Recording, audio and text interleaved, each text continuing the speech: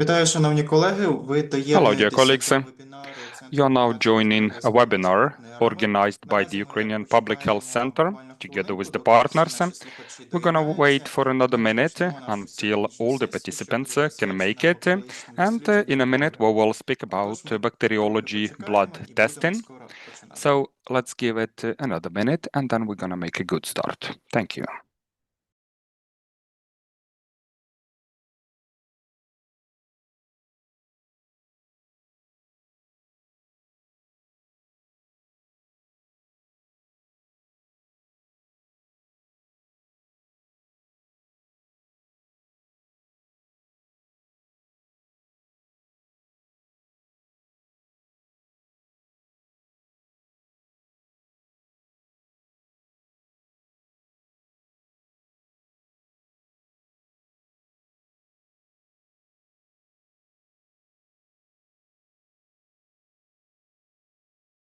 Ще раз всіх вітаю. Я бачу, що кількість Colleagues, welcome слухачів once у again. нас I can see that the number of participants is rather stable at the moment, so I suggest we make a good start. Welcome everyone once again. Today we have a lecture which is a continuation of a series of webinars launched back in 2023. We're talking here about the European experience in antimicrobial stewardship and IMR perspectives for Ukraine.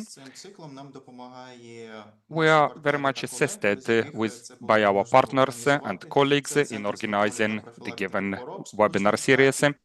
These are the American CDC Center, and we're also supported by the ICAP organization at the Columbian University and also the ESCMID community. And a representative of ESCMID community is going to be our speaker today. We will speak about blood testing, collection of material, media, and also interpretation of results. In the beginning, colleagues, let me briefly touch upon some organizational moments before I actually get down to the introduction of our today's speaker. This is a continuation of a cycle of webinars, as I mentioned before, and that means we're going to inform you in advance about the upcoming webinars. These could be found on the Facebook page of the Ukrainian Public Health Center, and by doing that, you will be able to plan these events for your calendar ahead. All these webinars are being recorded, and you can find them on a special playlist on our webinar Facebook page, and we have quite a number of those already recorded there. So please use that option, share it with your colleagues, and in order not to skip or miss the event, please follow our Facebook and YouTube channels of the Ukrainian Public Health Center.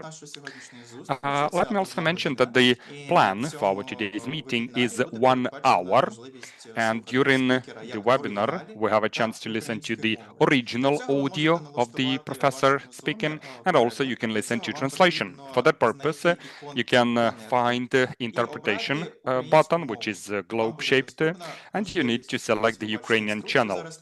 You can see a short instruction on the screen right now, how one may find and use the translation option. Moreover, let me kindly remind you, dear colleagues, that those of you who are following our Facebook page of the Ukrainian Public Health Center, just yesterday, September 8, you could find there an extensive report regarding the spreading of antimicrobial resistance among war-wounded patients. The report highlights a rather important problem, which is directly associated with our today's topic. So following the test results, we found that there is a low amount of blood specimen collection among war-wounded patients that may be associated with lack of communication at the level of laboratory people and clinicians, and also lack of resources available. Or maybe there is a lack of information, lack of knowledge about the need to collect blood samples. This is what we're going to speak about today. That is so important for us to master these knowledge and use that in practice. With that, let me now pass to our speaker today, who is a very experienced speaker, Dr. Arjana Tambić-Andrašević from University Hospital for Infectious Diseases from Zagreb, Croatia.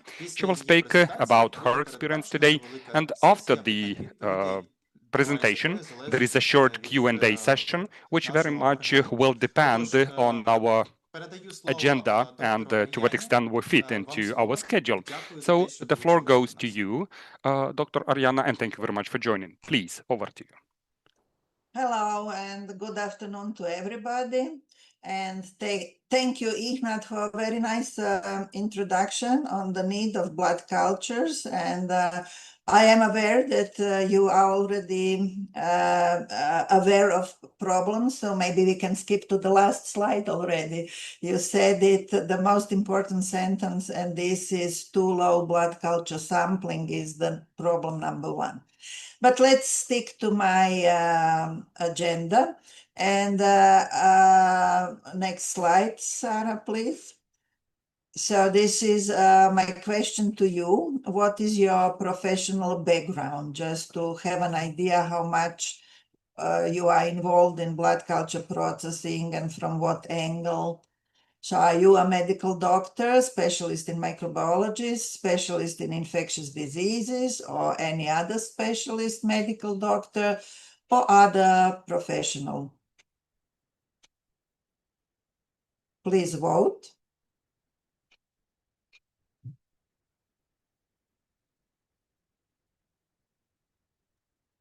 Так, колеги, сьогодні під час нашої зустрічі буде передбачено декілька таких опитувань. Colleagues, sorry, Ignat is speaking. Just for your information, today we're going to have a couple of questions asked to you. So we have this polling option available. This is necessary for better communication of Dr. Arjana with you. So please do not hesitate to answer to the questions, and I will read them aloud when necessary. Over. Okay, this is also a test if the polling works.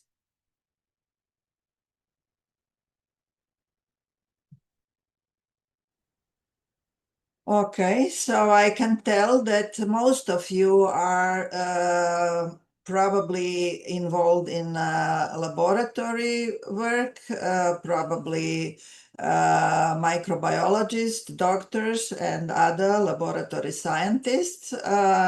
But of course, clinicians are very much welcome, because blood culturing is not only about processing the sample in the laboratory. The pre-analytic clinical phase and the post-analytic interpretation are very, very important and part of the joint work of a multidisciplinary team. So I hope more clinicians would also be attracted to these topics. Okay, we can close the voting, and next slide, please.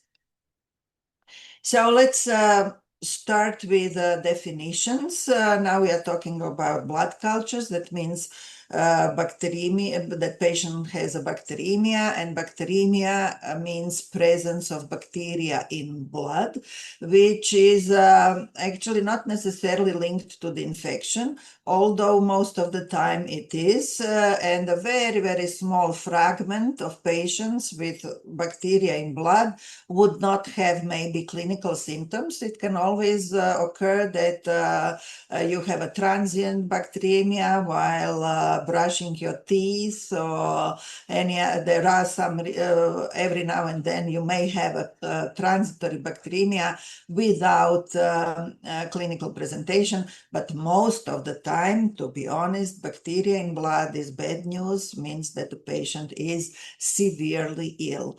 And then when bacteremia is linked with infection, most of the time this is a severe infection with systemic inflammatory response, which we then, the term is then sepsis. So in septic patients, we see bacteremia. And why is bacteremia so important is because the same clinical presentation of systemic inflammatory response can be also due to some other non-infectious disorders like autoimmune disorder, pancreatitis, after surgery. So in a defensive medicine, all the patients with inflammatory response response would be treated with antibiotics. And this is why we need blood cultures, because bacteria, next please. Because bacteria, if you find bacteria in blood, then you know that this patient has sepsis. Antibiotics are saving lives. You need to give antibiotics. However, in other situation, giving antibiotics, we know that the collateral damage is so severe, and this is treating everybody with antibiotics will end up in antimicrobial resistance spread, also can be harmful for the individual patient because of the side effects and so on.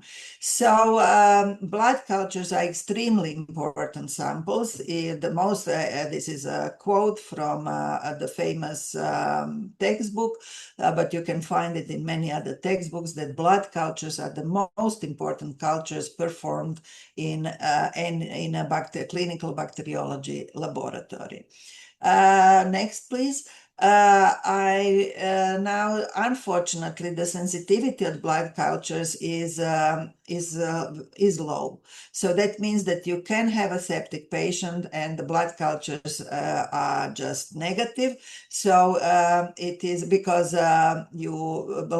bacteria are rarely found in blood, even in septic patients. And this is why in any laboratory, on average, approximately only 10% of blood cultures are expected to be positive. But this should not discourage you from blood culture sampling. This just means that you need to sample and sample a lot so that this 10% ends up to be an absolute large number. So when we do find bacteria in blood, this is life-saving. This is of great importance. So you should always strive to increase the blood culture sampling. Next slide, please. Now, you may argue that the SIRS, the systemic inflammatory response syndrome definition on the previous slide, actually, Sarah, can you go back one slide? Just to go through the SIRS definition. Systemic inflammatory response syndrome means that you have either high or low body temperature, high heart or respiratory rate, and then very high or very low leukocyte number. And if you have two of those, then this is defined as a systemic inflammatory response syndrome. And of course, it is not typical for infection only. It can happen for other courses as well. Now, this is pretty simple in everyday life and everyday clinical practice. Now, next slide, please. However, there have been some comments that SIRS definition, as we just spoke, is not good enough in predicting the outcome of the patient, whether the patient has high likelihood of dying or or good prognosis. So clinicians prefer other scoring systems such as SOFA or Quick SOFA, but a simple scoring system such as SIRS is good enough to guide your decision to take blood cultures. We don't need this very precise prediction of the outcome. So SIRS is still maybe not so good as SOFA score as a clinical score, but to decide whether to take blood cultures or not, it is still good enough. Next slide, please. So when to take blood cultures, next. As we just said, in a patient with systemic inflammatory response syndrome, which is not so difficult to score at the bedside. However, there's another even more practical advice. Next, please. So you may train your clinicians that the blood cultures should be taken in any patient before administering parenteral antibiotic therapy. Because if you choose to give a patient parenteral antibiotic therapy, then obviously your clinical judgment is that this patient has a severe infection, bacterial infection. And in any severe bacterial infection, this equals systemic inflammatory response syndrome. So in these patients, it is best to adopt such attitude that whenever you want to prescribe a parenteral antibiotic, take blood cultures before giving an antibiotic. Next. So may I ask you another question? So are you in a position to advise on blood culture sampling in an individual patient? Yes, routinely. Yes, but only every now and then, or just no? Please vote.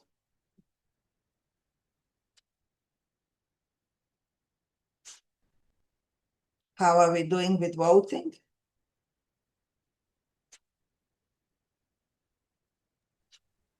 We have about 45%. Okay, I don't see the results of voting.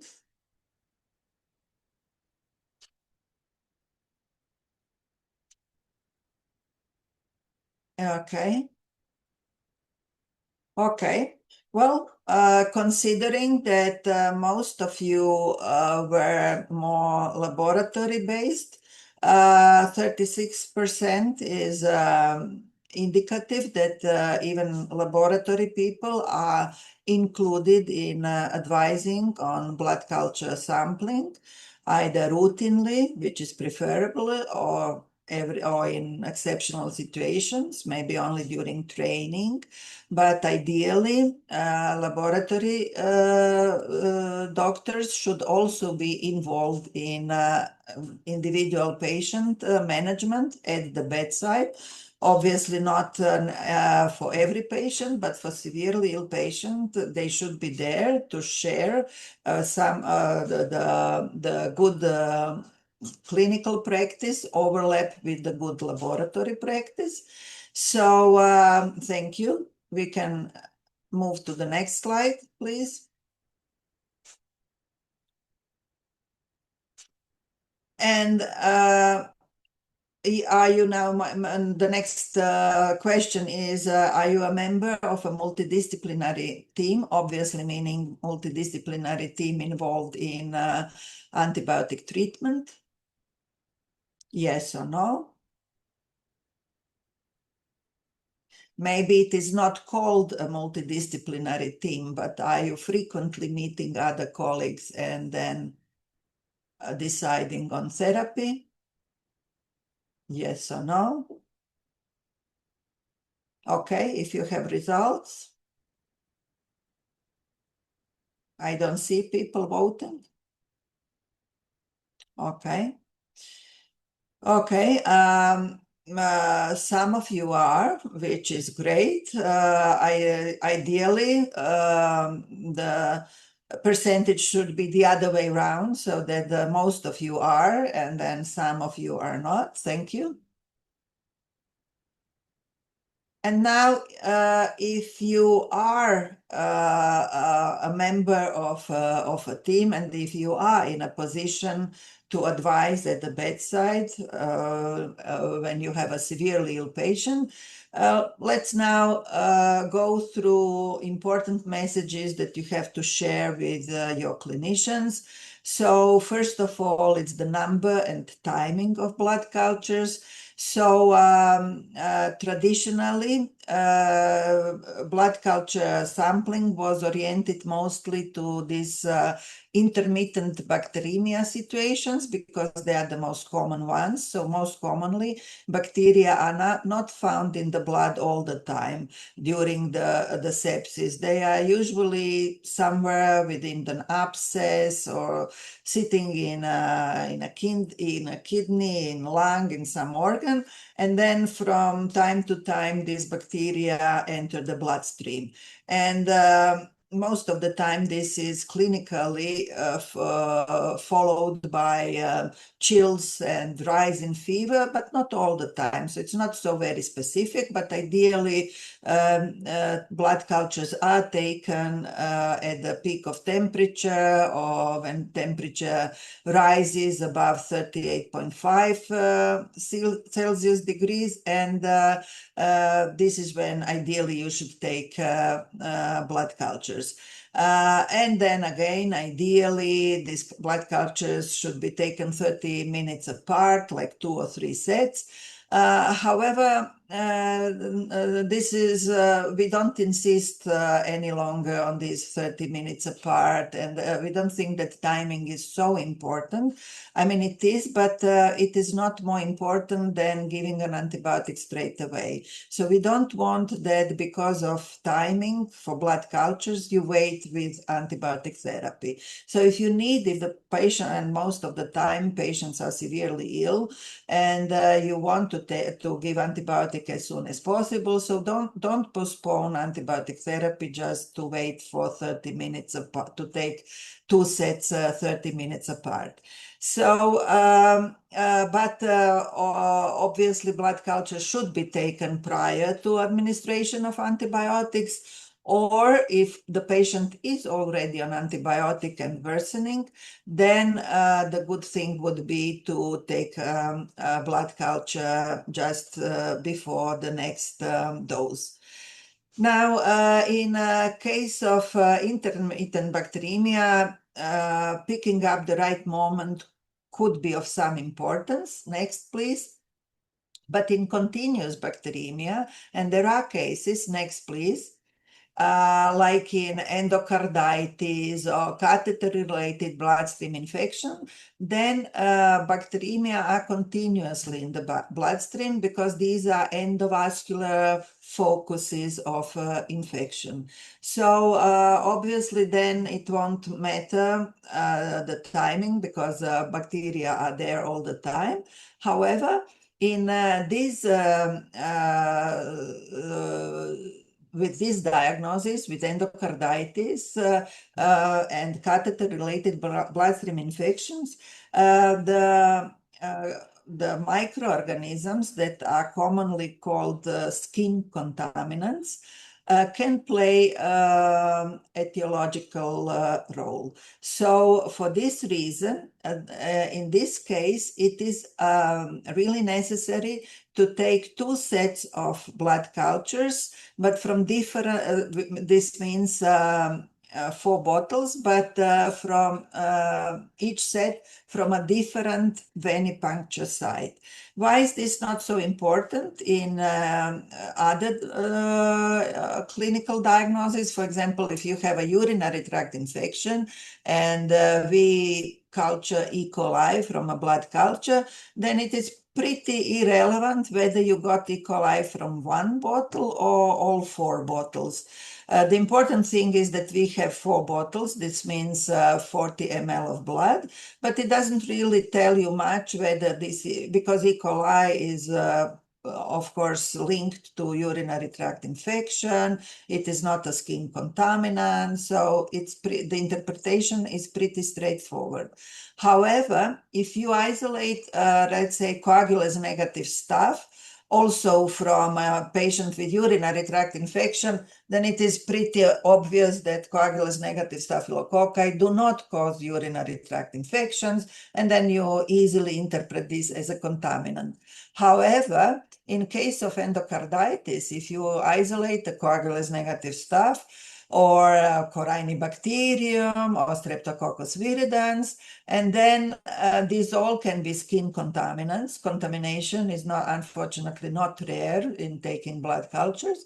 However, This may well be in case of endocarditis and catheter-related bloodstream infection. This could be relevant, clinically relevant organisms.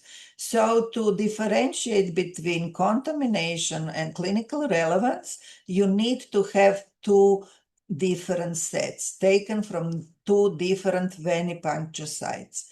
And because it is less likely that you will get contamination with the same organism twice from two different venipuncture sites. So if you get this potential skin contaminant from two different sets, then it is more likely a causative agent of endocarditis or catheter-related bloodstream infection. Next, please. So this is the difference, yes, between having 4 bottles as one set or 4 bottles as 2 sets. Next, please. So the skin contaminants these are the organisms that are part of normal microbiota of the skin, such as coagulase negative staphylococci, Corynebacteria, Propionibacteria, or Cutibacteria as they are called now, Viridans streptococci, Bacillus species. So the most frequent ones are the coagulase negative staphylococci. And then, as I said, the isolation of the same organism, if it is one of these potential contaminants, from multiple sets of blood cultures and linked with one of these diagnoses, like endocarditis or foreign body infection, then they do have a clinical significance. However, if you have only one set, you are not able to differentiate between contaminant and a true pathogen. Next, please. So just to give you an idea, this was one study done in Italy, and they audited 900 patients with positive blood cultures.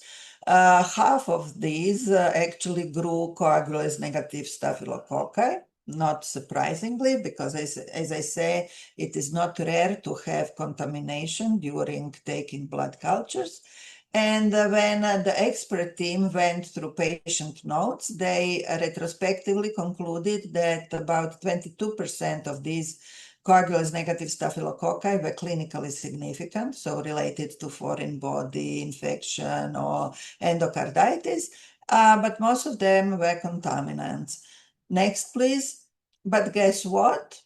All of these patients were treated with antibiotics, and in case of coagulase negative staphylococci, this is most of the time, almost always vancomycin. So imagine how much unnecessary vancomycin prescribing, just because no one paid attention to try to differentiate skin contaminants or clinically relevant organisms. Now, microbiologists know that coagulase negative staphylococci are not the same as Staph aureus.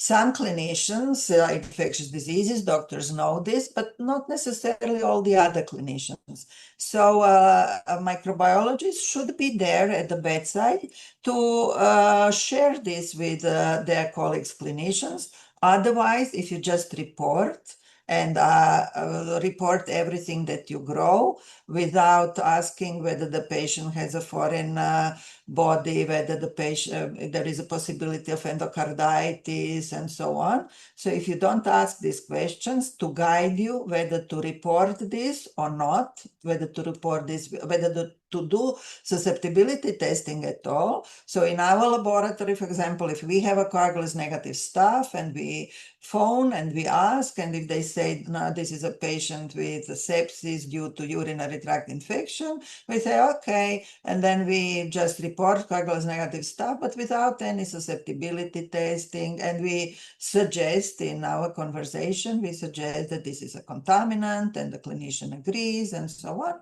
and this ensures that this patient will not receive vancomycin. But this will not go automatically if you just presume that everybody knows this. Not necessarily microbiologists and ID doctors, yes, but not necessarily other clinicians. Next.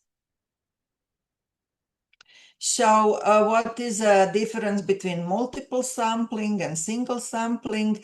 In any case, for microbiologists, it is important that we receive at least 40 ml of blood, or maybe 60 if there are 3 sets. And if you have 2 or 3 different venipuncture sites, then we talk about 2 or 3 sets. If this is all received taken from one venipuncture site, then it is 1 set. And but total number of bottles is the same, and it's just that we call it 1 set or 2 or 3 sets. Now, what is the, so the volume is there in both cases, and this is what is most important for us. However, what should be also taken into consideration that if you get this volume from one venipuncture, then the risk of contamination is lower than if you do 2 or 3 venipunctures. So this is a plus for single sampling.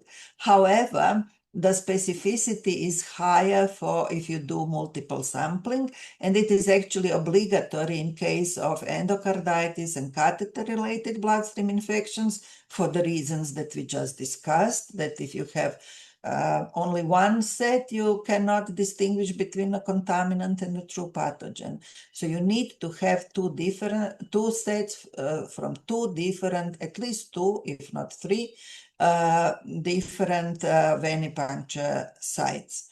But then, so this is a big plus for multiple sampling, for this volume being divided into 2 or 3 sets. However, again, there is some preference for single sampling because this is better for the patient, easier for the healthcare workers. And sometimes you take just 1 sample and give antibiotics straight away. And in this case, if you are planning 2 sets, but then you take 1 set and then something is urgent and you administer antibiotic and then we never get another set. So we end up with 20 ml of blood and not 40. This may as well happen. However, this is a big, huge advantage of 2 sets being taken from 2 different venipuncture sites. And if you think that it is easier for your clinicians just to say, take 2 sets to everybody, because maybe if you are discussing like we are now, maybe this is too much for clinicians, and then they forget it and they start taking 1 set to everybody. So if you think it is easier for practice just to do the same procedure for everybody in the hospital, then if I have to choose in between the 2, I would prefer then 2 separate sets of blood cultures. Next.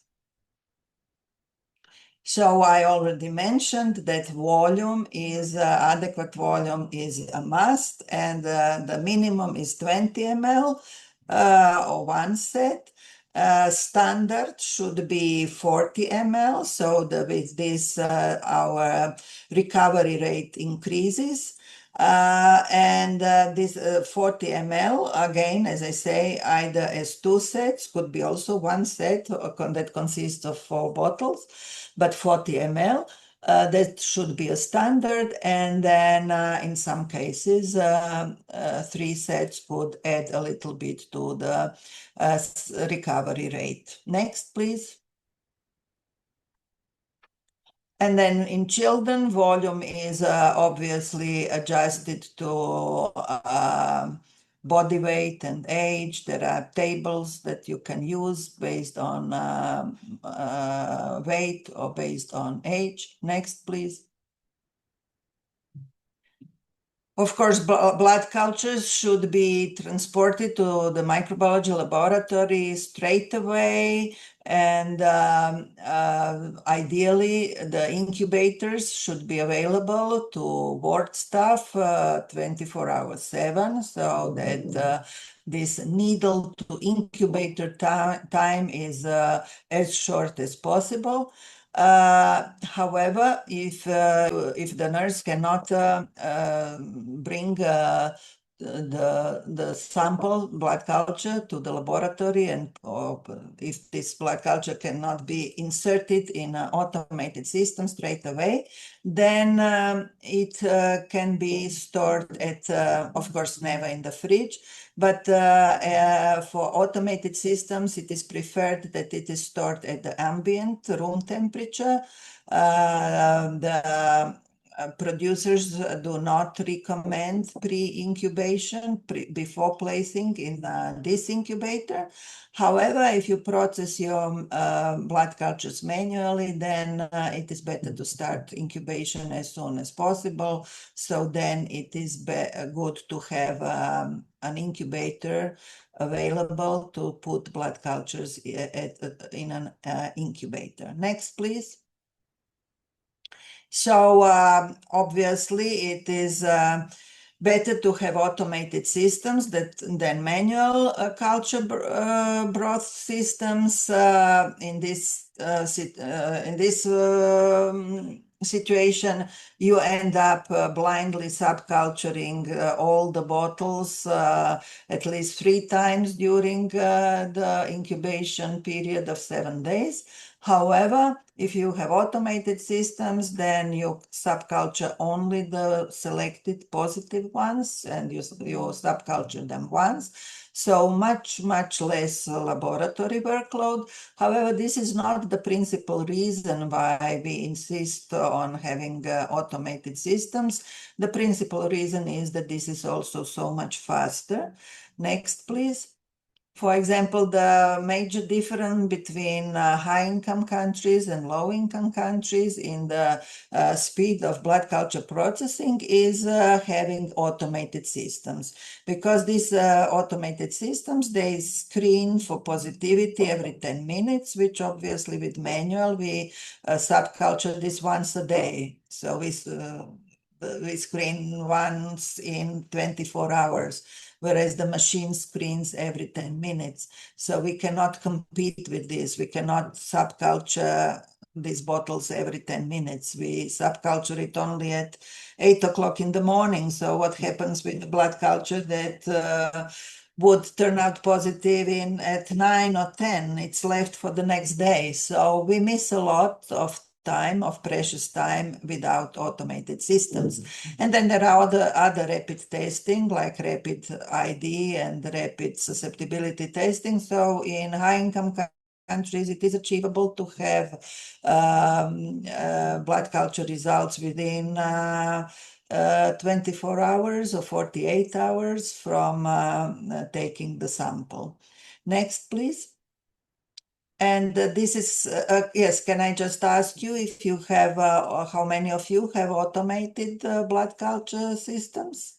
Yes or no? Okay, can I see the results?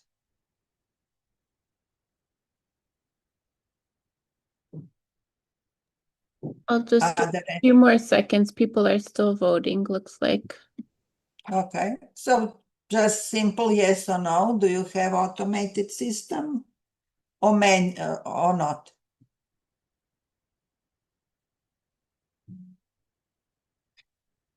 I was hoping more of you would have automated systems because this is something we rarely talk about anymore. This is something that was introduced, I think, 30 years ago or so, even more. So I think in your planning, if you plan laboratory equipment, I think this is a must nowadays, and I think this should be first on your list. Of course, if you are a laboratory that processes, that works for a hospital, there are some public health institute laboratories maybe who do not process blood cultures, and if some of you are voting and present, then I understand. However, if you are working for a hospital and if you are processing blood cultures, please list these automated systems as a very high priority in your wishing list, and I hope your managers will understand. Okay, next, please. So what do you do then when the automated system signals that the blood culture is positive? You perform a gram stain. This is all done within, well, 10, 15, 30 minutes. And then it is important that straight away you report this preliminary gram stain result to the clinician. Next, please. So ideally, you can pick up a phone and check we already said, in case of, let's say, gram-positive cocaine clumps, you would be interested if this might be an endocarditis or foreign body, and then you'll know in the lab how to process that this requires susceptibility testing or not. So this is very important to have this conversation. And traditionally you inoculate and the media, but more and more we are also talking about rapid testing to help you have the final, not just preliminary, but final report as soon as possible. Next. So what is there for rapid testing? There are many commercial platforms for rapid detection, identification of bacteria in positive blood culture. Some of them include genes for resistance mechanisms. Next. There are fewer, but there are some that can do identification not from the positive blood culture, but from blood as such. Next, please. In any way, it is indeed very clear that the sooner you start a proper therapy, the better. It is so initial empirical antibiotic choice is very important. So you want to have your results for severe infections, bacteremia included. So this is a huge difference in survival rate, depending on whether the patient has received the proper antibiotic timely. Next, please. And with so many resistant bacteria around, you are aware of the ARSNet and Caesar maps. So a lot of MRSA throughout Europe, maybe not in Northern and Western Europe, but a lot of gram-negatives resistant to, this is Klebsiella resistant to carbapenems. Next, please. Then next, please.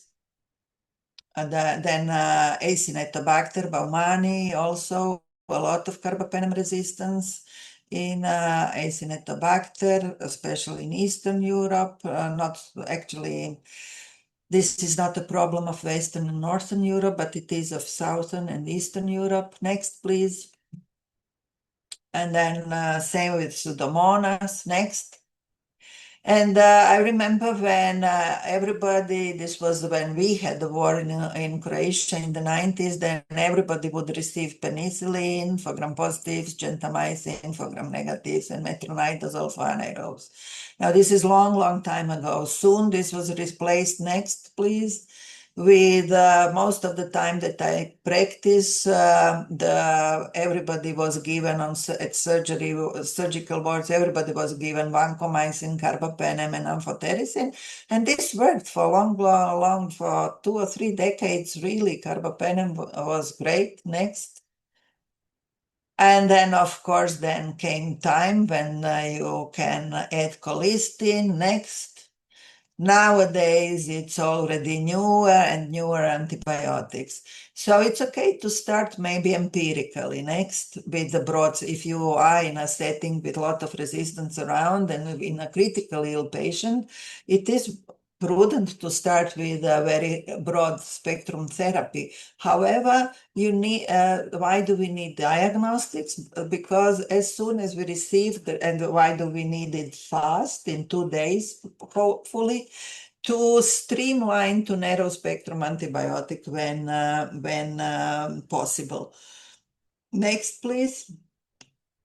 And many clinicians would say, okay, but the patient is improving on this wide spectrum antibiotic. I don't want to change it.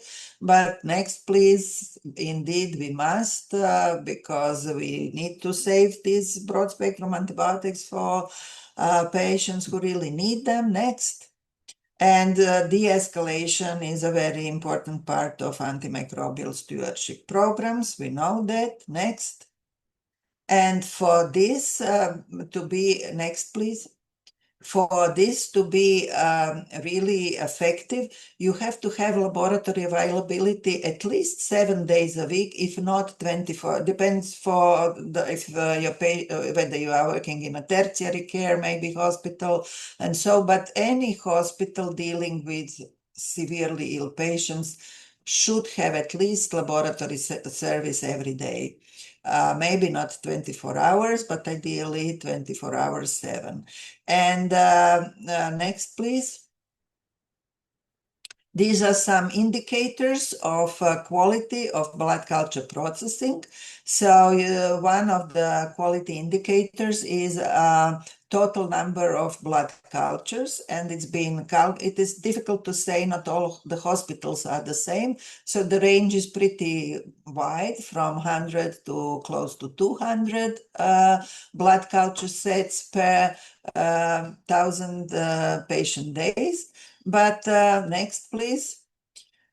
See how poorly we are doing. So in only few European countries actually are within this indicator. So a lot of countries are underperforming, but then there are countries that are really, really poorly performing, really taking too few blood culture samples. Next, please. Sorry. Yes, sorry. I thought I was already describing this slide. So here we see that only few European countries are within this indicator, and see how many countries are actually doing very, very poorly. Next, please. And then the volume is also very. Next, please. The volume is also very important. Next, please. So there usually, if you do not have bottles that have already marked where the edge to which it needs to be filled, then you do it yourself. You just mark the 10 ml of blood that needs to be put into the bottle. Next, please. Most of the commercial blood culture bottles have this mark already, but see how, for example, this is well done, but this is very poorly done. So this probably contains 2 ml instead of 10 ml of blood. So we are not talking about a good sample. Also, there may be overfilled, which is also not good. Lack of blood is obviously less chance to recover bacteria if you have lower volume. But higher volume is not also desirable, because the ratio between the broth and the blood is well calculated. So we don't want to have too much blood, because blood in itself is inhibiting bacterial growth. So we don't want to have too much blood in comparison with the broth. Next, please. So these were the pre-analytical. So this is something that you have to teach people on the ward, how to take, when to take, and how much volume and so on. So you very much depend, laboratory processing depends very much on this ward job, so to say. But then there is also a very important part, which is related to timing. So how much time you spend on, this is this needle to incubator time, then time to detection of growth. Of course, if you have automated systems, this will be so much sooner than if you have manual systems. And the whole turnaround time. Next, please. Next, please. Yes, so this is needle to incubator time, time to detection of growth, the whole turnaround time. Next, please. Yes, this is also largely dependent on availability of laboratory. This was a European study that included more than 200 laboratories across 25 European countries, and rapid diagnostics was available in more than half of them. That probably means that I mean, they all had the automated systems, but also MALDI-TOF is usually combined with directly from the positive blood culture. And this is, I think, largely already very common in most European hospitals. Now, not so many, but close to half of these laboratories stated that incubating of blood cultures can start as soon as they are collected, and that means that the blood culture incubator is available for the ward staff. So even if the laboratory is not available for 24 hours, but the incubator is. So this is the reason why a relatively high number of laboratories are I mean, have a possibility of starting incubation within 24, anytime within 24 hours. And but then the very low numbers are when you can, if the blood culture turns positive, can you start processing straight away? Only 13 laboratories can. That means that they have at least someone in the lab 24 hours with the technician, laboratory technician, but someone in the lab who can start processing. And then only 5 laboratories have the whole package. And that means someone who can start processing in the lab, but also a doctor who can communicate the preliminary results. Next. This is an example how you can increase your or reduce your needle to incubator time by placing, so even if the laboratory is closed in the afternoon hours or during the night, but the incubator is placed outside the lab, and then the nurse can come and just insert the blood culture bottle anytime during 24 hours. So this is a practical solution to reduce needle to incubator time. Next, please.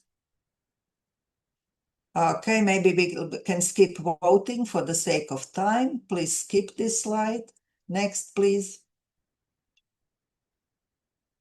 And then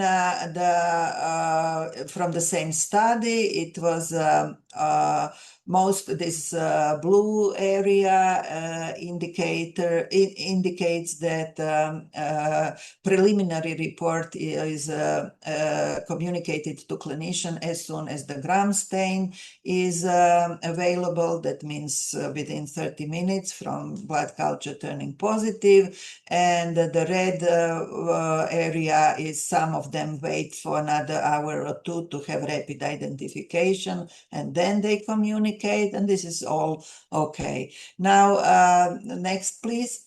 Most of the laboratories, like 80% or something, would directly communicate these results by phone, which is, of course, a good answer. Next one. Also, it's okay to report this electronically, but only in combination with this. There should be a direct contact.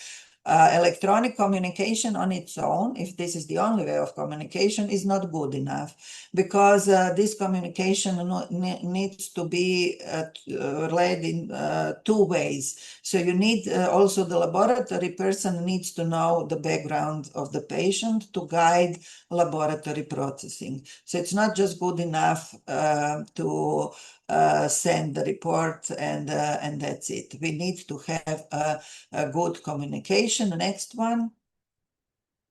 And this would be my conclusion, that we all need throughout Europe, but some countries more than others, we need to work on increasing blood culture sampling, and this could be done by better communication on daily basis between microbiologists and clinicians, so that they know when to sample, how to sample. So laboratory people need to get out of the laboratories, be at the bedside, and help clinicians adopt good habits.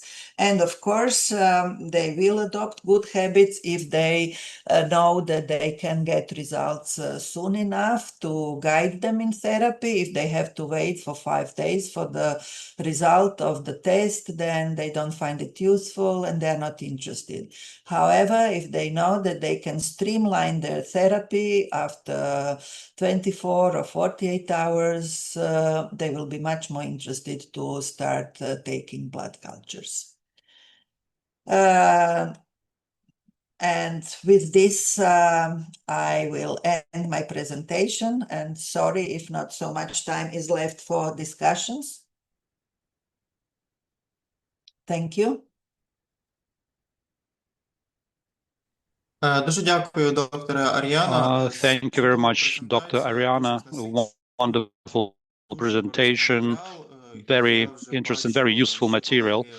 And I see that colleagues started writing their questions in the chat. And I also would like to reflect on the last slide. I completely agree that these three highlighted problems are very relevant for Ukraine as well. And there are some specific feelings. On one hand, it's good they are highlighted, and we really need to know about it and work on such issues.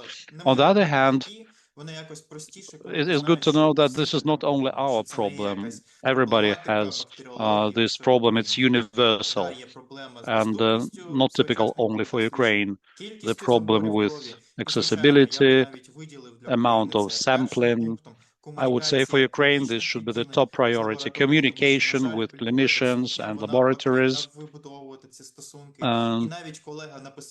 And even one of the colleagues wrote in the chat, and I fully support her, that bacteriologists are ready to communicate with clinicians and provide information and recommendations. But the mentality of the physicians is a bit different, because our legislation says that a physician is responsible for treatment, and that's it, treatment outcomes. And on that's why, for this reason, they look a little bit from above on the lab technicians. So, and it's true, we need to come to the wards, communicate, and propose our assistance. That's very true. Thank you very much for this. And now let's proceed with the questions. There are a few interesting questions asked by our colleagues. And the first question, if I may, if the body temperature is over 38 degrees centigrade, the immune system pops up. Should we take blood before the beginning of the temperature raising? Should we take it before the temperature raises?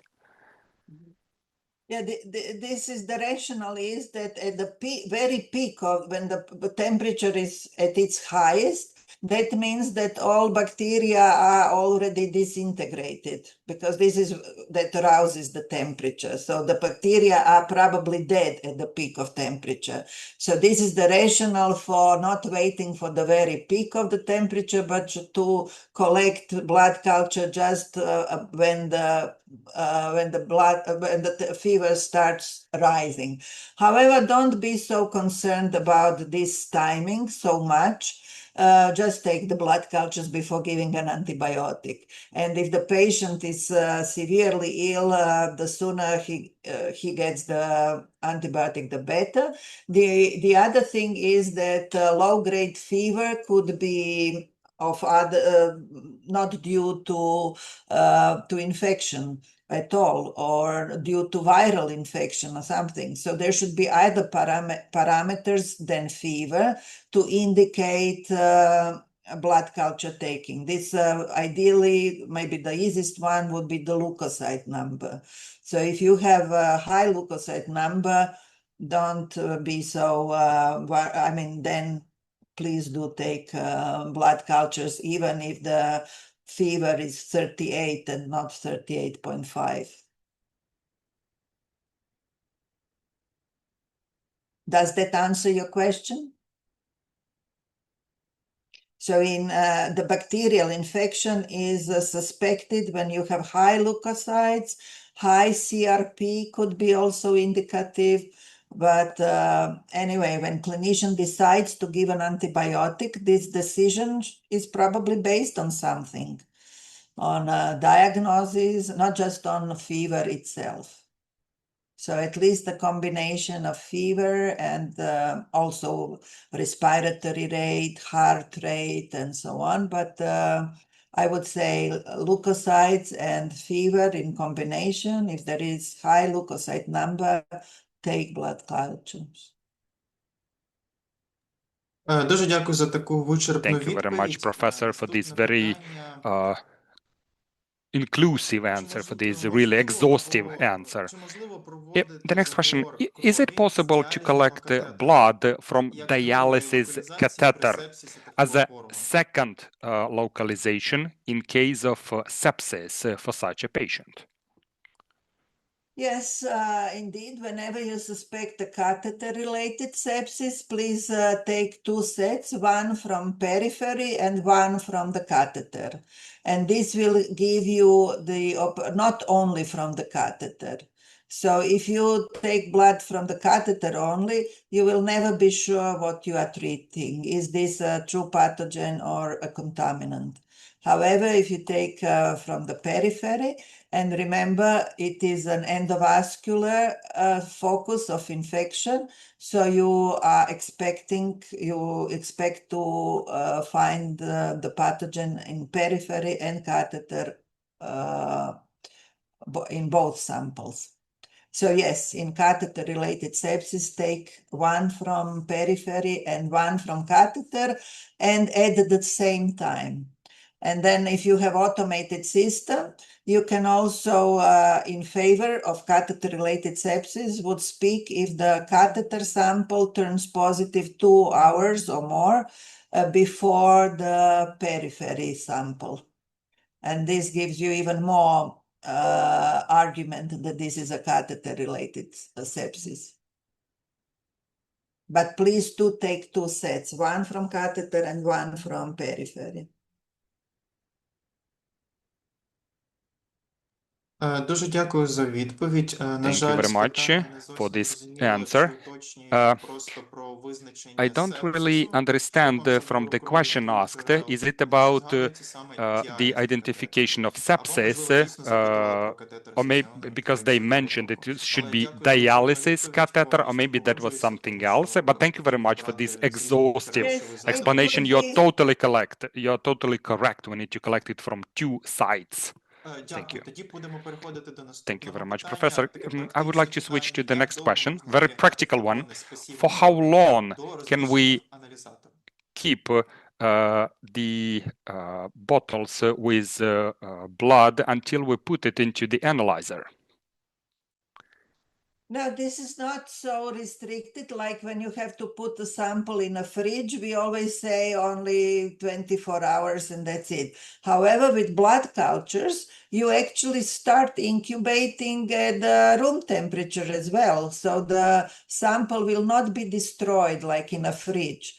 So, but it is the question if you prolong this storage time. I mean, storage in blood cultures, you don't need to process them then at all. You will end up with the result after 5 days and the clinicians would not respect you. or not you or personally, but I mean, they will say, oh, this is not a good diagnostic test. I have no use of it because the result is too late. In 5 days, the patient is already well or dead, and this is not a useful testing. I won't bother with taking blood cultures. So blood cultures should ideally be processed. You see how important it is, and indicator for time from needle to incubator should be an hour or two, not 24 hours. So, but to be honest, even if it is at room temperature for a day or two, this is a broth. This is a nutrient broth. And the processing will not start as nicely as if it reaches incubator. This is a desired temperature when bacteria multiply at the best rate. So in case you are processing manually, this won't matter much, but what's the use of blood culture processing if you lose a day or two on storage? However, for automated processing, they prefer 24 hours. Otherwise, the machine is not, this curve that the machine measures will be disrupted if pre-incubation, even at room temperature, is longer than 24 hours. So you might interfere with the detection system of the automated system.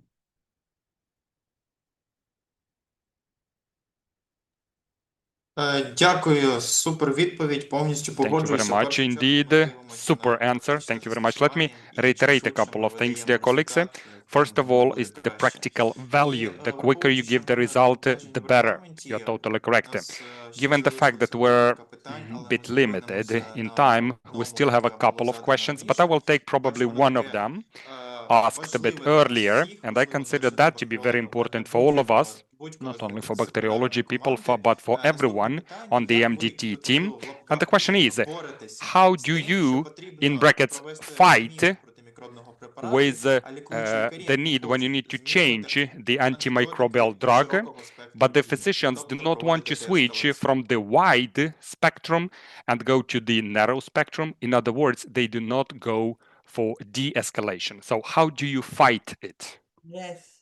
You notice that I have a slide on this, that it's a human psychology. They don't want to change the winning horse. This is a saying we have in Croatia. I'm not sure if this is internationally saying. However, this is only education. And and you should attend joint education. For example, this webinar would benefit more if there were more clinicians here as well, so that somehow you go in same direction. So they understand. Yes, you have to try to organize then education and say, I hope that clinicians are aware of the AMR problem. They are actually in the first line seeing patient dying because they cannot help them. So they should be even more concerned about AMR than laboratory people, I would expect. So, I mean, just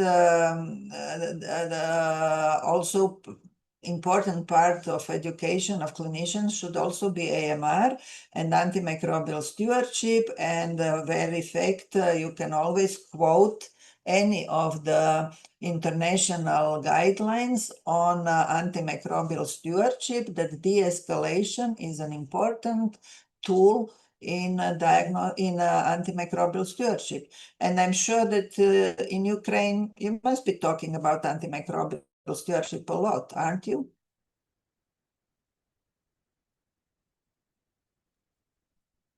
Дуже дякую за відповідь. Так Thank you very much, Professor. Yes, we do have a lot of communication about antimicrobial stewardship. Unfortunately, in the new format of antimicrobial stewardship and IPC, we have it only since 2021. Before that, It was in a bit different format. It was not so intensive. That is a new thing for us, I would say. And starting something is not easy. Of course, when you do more of that, you get used to that. So we're only in the beginning of this path. Thank you very much, Dr. Arjana. Yeah, this is where the laboratory plays a role in antimicrobial stewardship, because without laboratory test results, you cannot streamline, you cannot de-escalate. So laboratory is very important in antimicrobial stewardship.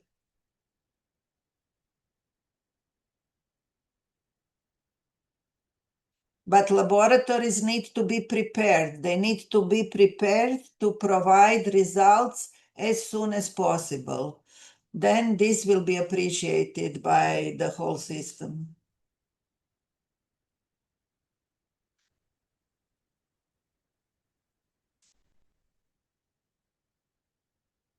Так, дякую, дуже дякую за Yes, відповідь. thank you very much indeed, Professor. Thank you very much for that.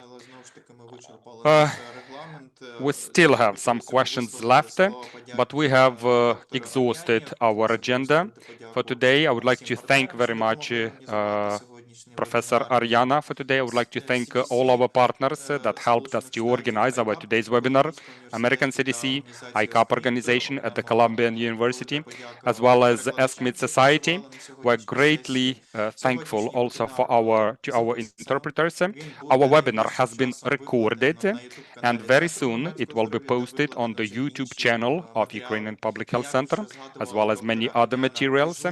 And just as Dr. Arjana has already mentioned, it is so important, dear colleagues, that you watch or attend such kind of webinars together with your clinicians, with your colleagues. So please, I encourage you to share these materials with your colleagues.